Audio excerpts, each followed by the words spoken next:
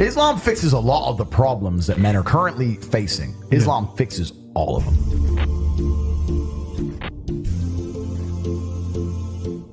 I think it's the last religion on the planet.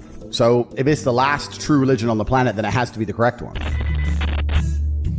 And I'm not a Muslim, but if I had to bet on one religion as if I were betting on the stock market for the future, you have to bet on Islam. Because Muslims are intolerant.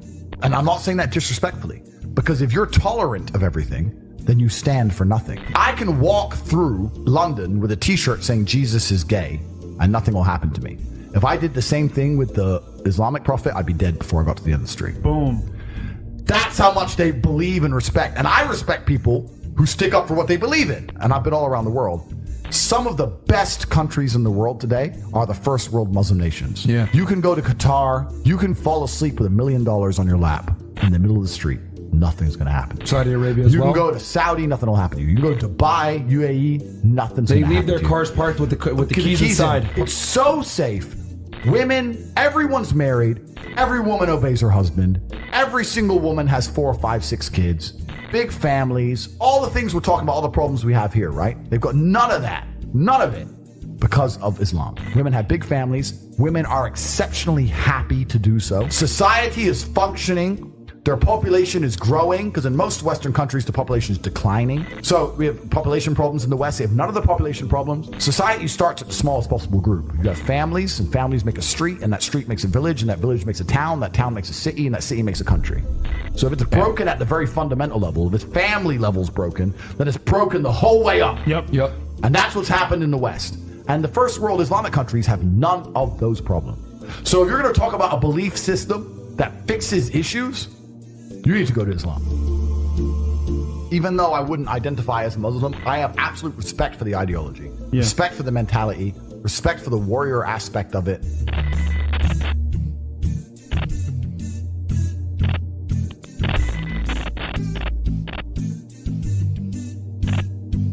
I know you're interested in Islam. Yep. So you don't have to accept this, but this is a choice. I will accept it. English translation of the Quran. So if you want to Amazing. seek more knowledge. Thank you very much, bro. I appreciate that very, very much. Have that. I'm always out for knowledge, my friend. Thank you very, very much.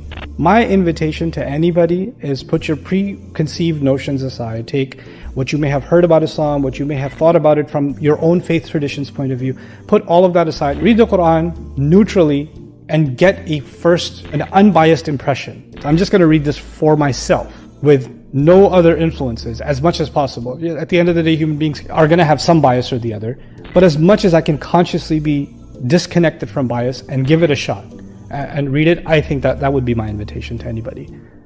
And I would think it's really difficult to not walk away truly being moved by what you're being exposed to, truly being hit by what you're exposed to. I've yet to read the Quran, but it's certainly something I'm going to do. I'm going to read it without a preconceived notion, without a preconceived idea. And I think that's the best way to do things, because you're right. There's too much bias in the world.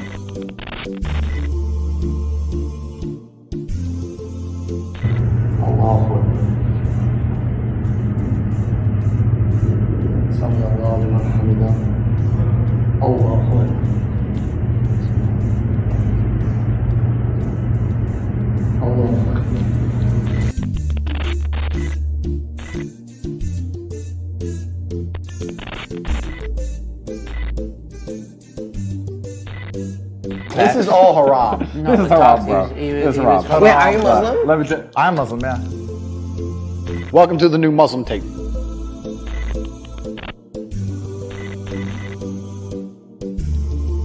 I was born in a Christian country. I was raised as a Christian, and I've always been very respectful of Islam, and it's become more and more obvious to me and more pertinent that Islam is the last religion on the planet.